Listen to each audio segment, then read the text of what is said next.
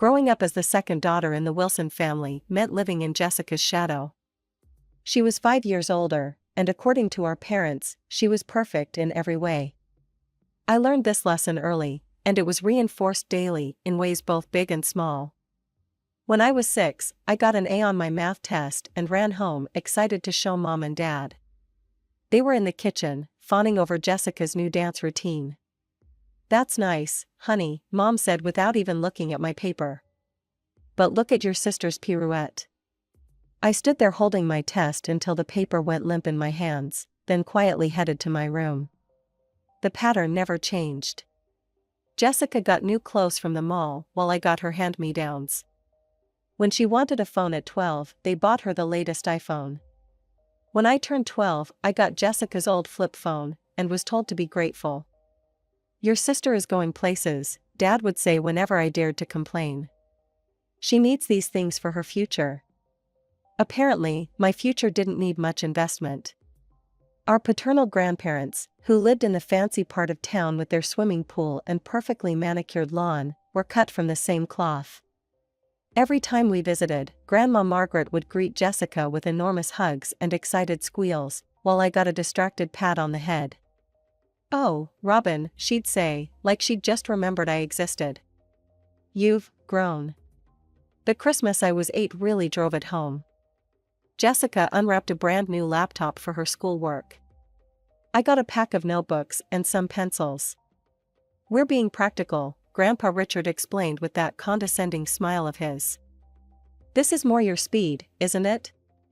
But I had my own sanctuary, my mother's parents' house. Grandma Eleanor and Grandpa George lived in a modest ranch-style home on the other side of town. There, something magical happened. I was treated like I mattered. They'd actually listen when I talked.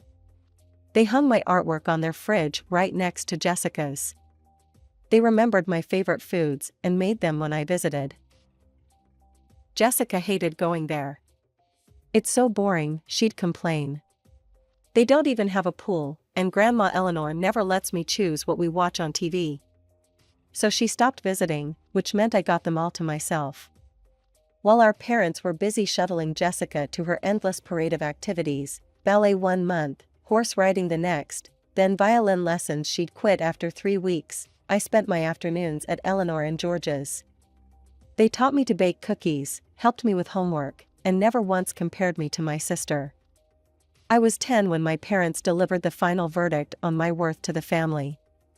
It came during what they called a family meeting, though it felt more like a trial where the sentence had been decided long before the proceedings began. It was a Sunday afternoon in October. All 6 adults arranged themselves around our living room, Mom and Dad standing by the fireplace, both sets of grandparents on the matching sofas, and Jessica and me perched on chairs brought in from the dining room. The atmosphere was heavy with manufactured importance.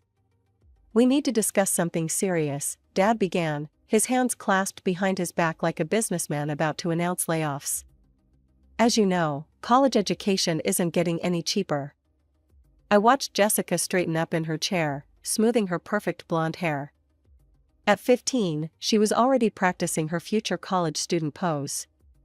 I sat still, my hands folded in my lap, already knowing where this was going. "We've been saving since the girls were born," Mom continued, her eyes drifting to Jessica. "But with the current economy, well, we can only afford to send one of them to college." The pause that followed wasn't really a pause at all. It was just for dramatic effect, like when TV shows pretend there's suspense before announcing the obvious winner. "Jessica will be starting college in 3 years," Dad announced. "She's shown remarkable talent in so many areas. It's important we support her potential." Then he turned to me, his expression a mix of dismissal and fake sympathy. "Robin, honey, you're different. You're more suited for practical work. You don't really need college." Grandma Margaret, Dad's mother, nodded enthusiastically. "Jessica is so gifted," she gushed. "Just last week, her dance teacher said she had natural grace. She needs the best education possible." I sat there, feeling smaller with each word. Not talented enough. Not worth investing in. Not special like Jessica. The familiar message, now just officially stamped and sealed. But then something unexpected happened. Grandpa George stood up, his face red with anger. "This is absolutely unfair," he declared. "How dare you write off a 10-year-old child like this?" "George," my father started, but Grandma Eleanor cut him off. "If you won't support both your daughters equally," she said, her voice sharp as ice, "then we'll pay for Robin's college ourselves." I watched as my maternal grandparents stood up together, a united front. "Robin will have her chance at college," Grandma Eleanor announced. "We'll make sure of that." Then they walked out, leaving a stunned silence behind. Later that night, I was heading to the kitchen for water when I heard my parents talking in their bedroom. The heating vent carried their words clearly up to the hallway. "Mother's being ridiculous," Mom was saying. "Robin's not college material, she can barely keep up in regular classes. They should give us that money for Jessica's education instead. It would be wasted on Robin." "She's just not bright enough," Dad agreed. "I don't know why they're pushing this." I stood there in the dark hallway, their words washing over me like a familiar bitter rain. But somehow, it didn't hurt as much as it should have. Maybe because I'd heard it all before, or maybe because I could still hear Grandma Eleanor's fierce promise echoing in my head. The years passed, and Jessica went off to an expensive private college while I finished high school. My parents never missed a chance to brag about their perfect daughter, constantly updating everyone about Jessica's amazing college experience, her excellent grades, and her bright future ahead. I focused on my own studies, spending most of my time at Grandma Eleanor and Grandpa George's house. Their quiet support meant more than all my parents' loud praise of Jessica ever could. Then came the day that shattered my parents' perfect vision of their golden child. I was in my senior year when Jessica came home from college, fresh from graduation. I was doing homework at the kitchen table when she burst through the front door, mascara running down her face. "Mom, Dad," she sobbed. "I'm pregnant." The silence that followed was deafening. Mom dropped her coffee mug, dark liquid spreading across the kitchen floor. "Who's the father?" Dad finally asked, his voice barely a whisper. Jessica's next words sent Mom collapsing into a chair. "I don't know for sure." I watched my parents' faces as their perfect world crumbled. But it took them less than 5 minutes to reconstruct it. "Oh, sweetie," Mom rushed to hug Jessica. "It's not your fault. These things happen. We'll help you raise the baby," Dad added quickly. "You'll stay here with us." I couldn't believe what I was hearing. "Are you serious?" I said from my spot at the table. "She parties her way through college, gets pregnant, doesn't even know who the father is, and you're still making excuses for her?" "Robin," Mom snapped. "No, listen," I continued, years of frustration finally boiling over. "This is what happens when you spoil someone their entire life. When you never make them face consequences. When you—" "How dare you?" Dad thundered. "Your sister is going through a difficult time, and you're being cruel." Jessica burst into fresh tears, and Mom wrapped her arms around her protectively. "Get out," she screamed at me. "You heartless little—" I didn't wait to hear the rest. I ran upstairs, threw some clothes into a bag, and walked out. Behind me, I could hear them consoling Jessica, telling her everything would be okay, that none of this was her fault. Grandma Eleanor and Grandpa George took me in without question. I finished my senior year living with them, focusing on my college applications. My parents didn't call, didn't check on me, didn't even show up at my graduation. But I had my real family there, my grandparents, beaming with pride as I accepted my diploma. That fall, I left for college in another city, my tuition paid by my grandparents, just as they'd promised years ago. I heard through the grapevine that Jessica had given birth to a daughter and was living with our parents. They were probably still making excuses for her, still treating her like their perfect child who could do no wrong. Life had a funny way of working out. While Jessica's brilliant future had crumbled, I was thriving. After graduating college with honors, I landed a job at a top consulting firm in the city. Within 6 years, I had worked my way up to senior consultant, earned respect from my colleagues, and even managed to buy my own apartment. My routine was comfortable: challenging work during the week, weekend brunches with friends, and regular video calls with Grandma Eleanor and Grandpa George. They were proud of everything I'd accomplished, and that was all the family validation I needed. Then, on a regular Tuesday morning, my phone rang. I almost dropped my coffee when I saw Mom flash across the screen, a number I hadn't seen in almost a decade. "Robin?" Her voice sounded older, tired. "We need your help." 20 minutes later, I was sitting in my office, still trying to process what she'd told me. Jessica had run away. Again. This time with some guy she'd met at a bar. She'd left behind her 9-year-old daughter, the niece I'd never met. "Please come home," Mom had pleaded. "We need to discuss this in person." That's how I found myself driving back to my childhood home that evening. The house looked smaller than I remembered, the paint peeling around the windows. Mom and Dad had aged more than I expected, Dad's hair completely gray now, Mom's face lined with worry. They led me to the living room, the same room where they'd once declared I wasn't worth sending to college. The irony wasn't lost on me. "Jessica's been unstable," Dad began, staring at his hands. "She never kept a job for more than a few months. Different men, different apartments, she always ended up back here." Mom wiped her eyes. "We tried to help, paid her debts, watched Lucy while she worked, or said she was working. But last week, she met this man. Said he was taking her to California to become an actress." She laughed bitterly. "She packed a bag and left. Didn't even say goodbye to Lucy." "We're drowning in debt," Dad admitted, his voice cracking. "Credit cards, personal loans, all to keep Jessica afloat. And now?" I waited for the rest, watching them squirm uncomfortably on the couch that had faded from cream to dingy beige. "We want you to take Lucy," Mom finally said. "Adopt her, actually. You're stable, successful, you could give her a good life. We're too old for this. We can't start over with a child." I sat there, stunned.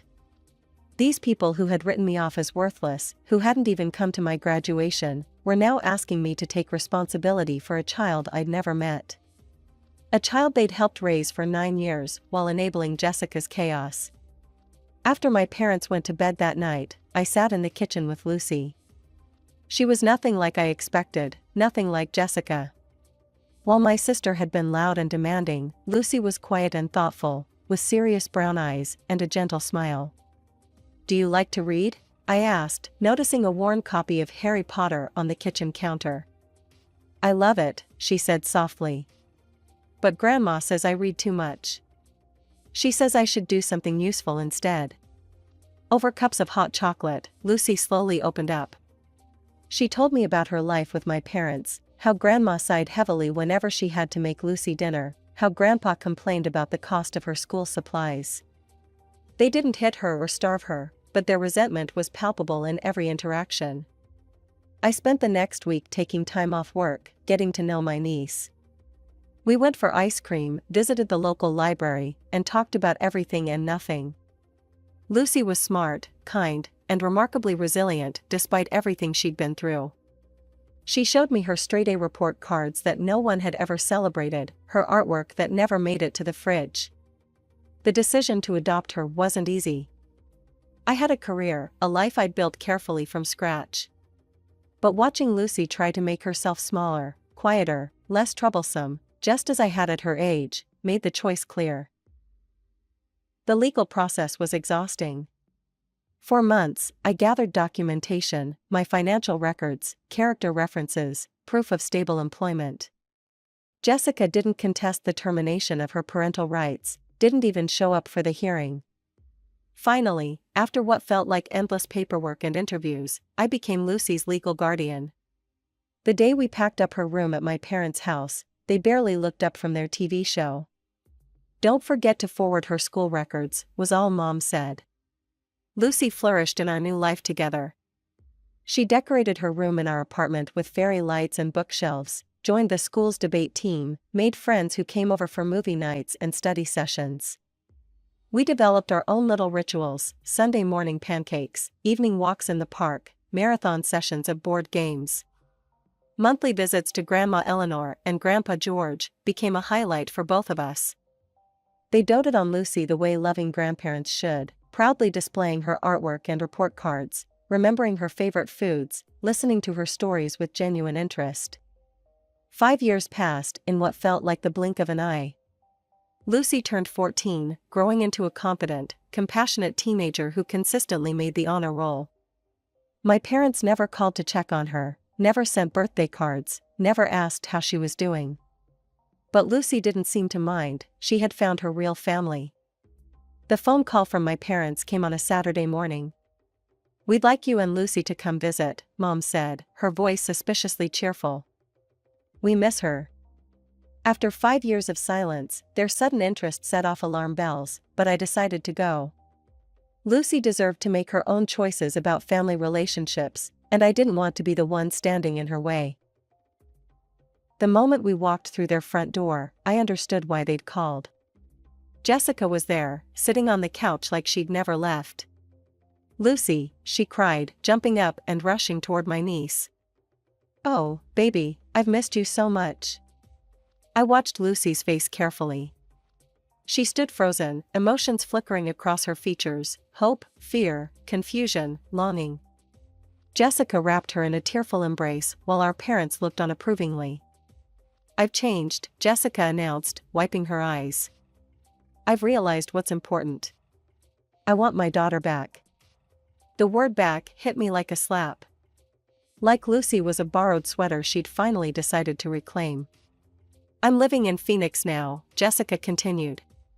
"With Robert. He's got a great job, and we have a beautiful house. Lucy would love it there." "Do you have a job?" I asked, keeping my voice level. Jessica's smile faltered. "Well, not right now. But Robert makes enough for all of us." "And what happens if things don't work out with Robert?" I pressed. "What's your backup plan?" "Why are you being so negative?" Mom snapped. "Your sister is trying to do the right thing." "The right thing?" I laughed incredulously. The right thing would have been not abandoning her daughter for 5 years. The right thing would have been sending birthday cards, making phone calls, showing any interest at all in Lucy's life. "I made mistakes," Jessica wailed. "But she's my daughter." "Stop being selfish, Robin," Dad cut in. "You've done your part, but Lucy needs her real mother now. You can have your own children if you want to play mommy so badly." I stared at them, stunned by their cruelty. These people who had failed not one but 2 daughters, who had enabled Jessica's irresponsibility for decades, who had never once in 5 years asked how Lucy was doing in school or what her interests were, they thought they could just restart the cycle of dysfunction. "Lucy isn't a toy you can pass around," I said, my voice shaking with anger. "She's a person who needs stability and real love, not empty promises." "Where were you when she had nightmares? When she was sick? When she won the school spelling bee? Where were any of you?" "You have no right," Jessica screamed. "She's my child." "A child you abandoned," I shot back. "A child you left with people who resented her existence. A child who deserved better than all of you." Lucy, who had been silent throughout this exchange, suddenly grabbed my hand. "We're leaving," I announced, squeezing her hand reassuringly. "And don't you dare try to contact us."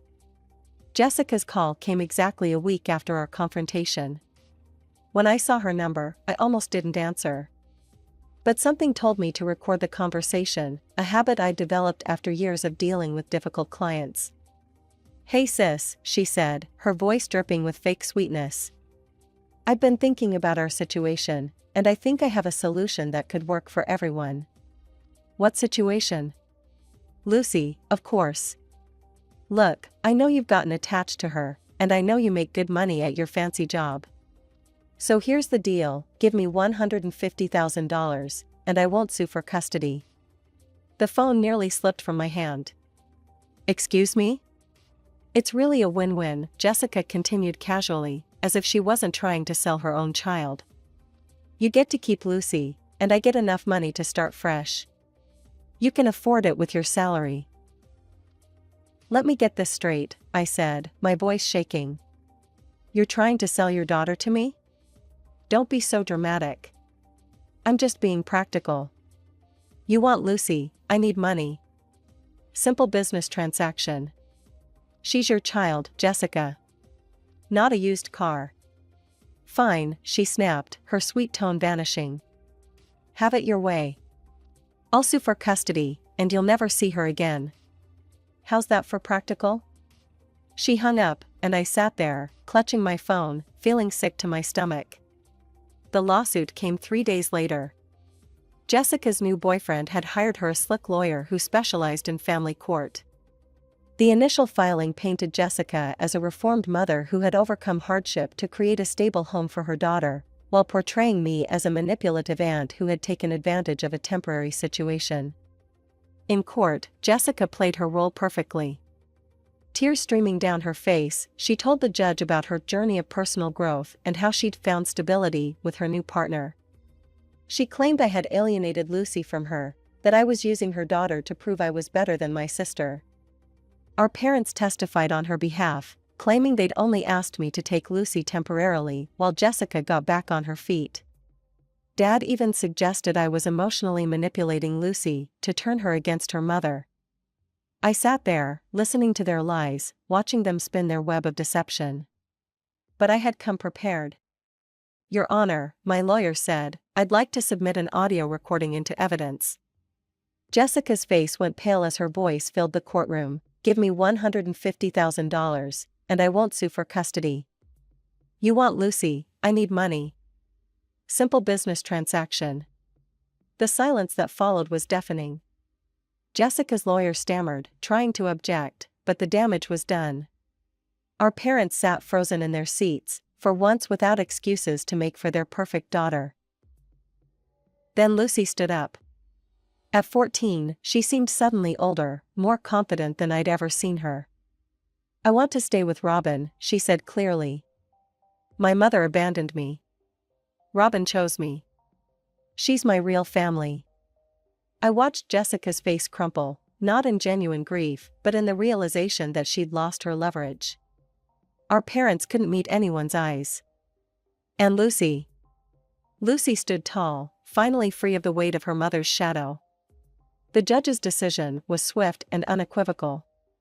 Not only did I retain full custody of Lucy, but Jessica was barred from any contact with her daughter. The judge called her attempt to sell custody morally reprehensible and a clear indication of unfitness as a parent. I watched Jessica crumble in her seat as the ruling was read. Her boyfriend, who had been sitting in the back of the courtroom, stood up and walked out without a word. Later, I heard he'd left her the same day, disgusted by her attempt to sell her own child. My parents tried to catch us in the courthouse parking lot. Robin, please, Mom called out. We can work this out as a family. I turned to face them one last time. Family? You haven't been family to either of us in years. Lucy deserves better than what you did to me, what you let Jessica do to her. But where will Jessica go? Dad demanded. Robert left her. I laughed, but there was no humor in it. Of course. Still worried about Jessica, even now. Some things never change. Jessica moved back in with our parents, exactly where she'd started. The golden child, still being coddled, still being excused, still failing to grow up. But this time, her failures had cost her something irreplaceable. Life went on.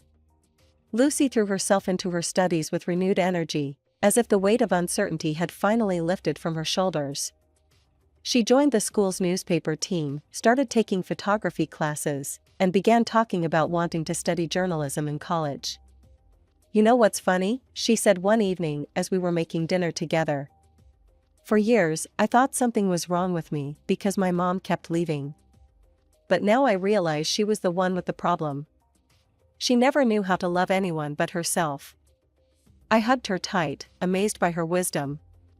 You're the strongest person I know, kiddo. Grandma Eleanor and Grandpa George remained our constant support system. Sunday dinners at their house became a sacred tradition. They proudly displayed Lucy's photography in their living room, bragged about her achievements to their friends, and saved newspaper clippings of every article she wrote for the school paper. "You two saved each other," Grandma Eleanor told me one day while we watched Lucy showing Grandpa George how to use his new digital camera. "Just like George and I tried to save you." She was right. In trying to give Lucy the childhood I never had, I'd found the family I'd always wanted. Not the one I was born into, but the one we chose together. My parents still send occasional texts about Jessica's latest drama, but I delete them unread. Lucy hasn't heard from her mother since the court case, and she says she prefers it that way. Some bridges, once burned, should stay ashes. Last week, Lucy won first place in a statewide student journalism competition. As I watched her accept her award, I thought about that scared 9-year-old girl I'd met years ago, and the confident teenager she'd become. I thought about cycles broken, wounds healed, and love freely given.